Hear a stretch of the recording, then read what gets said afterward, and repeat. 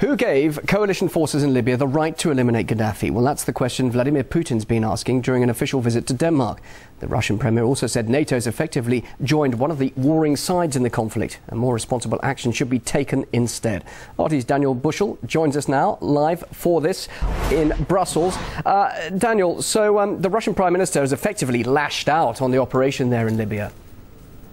Yes, he's made the speech in Denmark and he was very angry. He says that Gaddafi is not the best person in the world. Sure, he's made many mistakes, done many bad things, but that does not give the coalition the right to bomb indiscriminately. His words were that they are bombing Gaddafi's palaces in Tripoli every night. Now, a coalition said that their plan was not to get rid of Gaddafi. So his question was, Mr. Putin's question was, why are the coalition forces obviously making this effort to go after Colonel Gaddafi himself? Now, we also heard that the experts here in Brussels have confirmed that there is bombing going on by the coalition forces, which is not being covered by the media here in the European Union. Mr. Putin added that oil was a key interest for the Western powers, for the European powers who have gone into Libya, that they want to get rid of Gaddafi and install people who are more favourable to the European Union so that European companies can control the oil reserves. Let's have a listen to exactly what Mr. Putin had to say.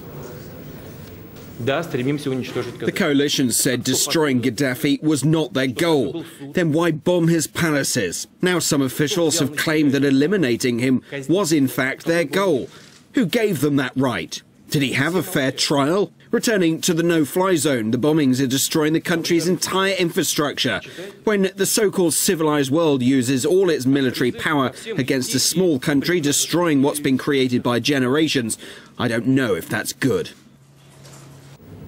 Mr. Putin said that they have to give the Libyan people time to sort out their own problems, and there's really double standards here, he added. There are several other parts of the region in the Middle East and North Africa which is facing pretty much civil war situations, but which the West is either ignoring or not really paying the same amount of attention to.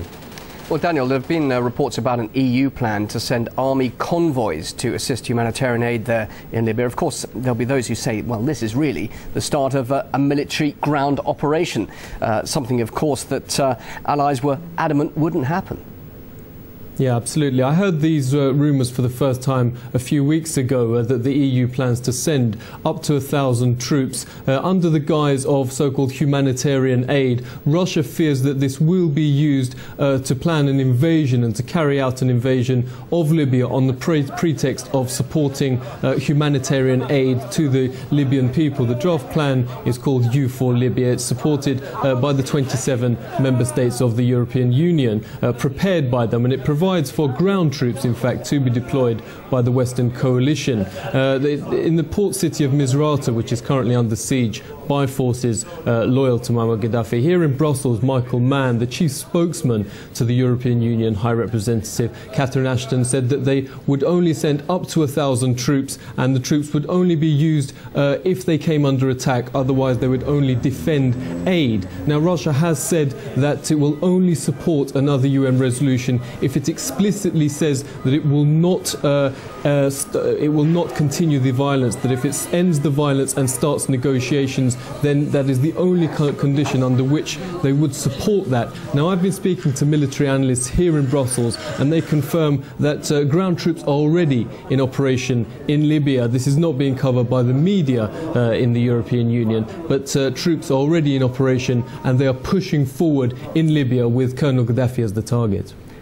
Daniel, thanks very much indeed for that. That's Daniel Bushell live there in Brussels.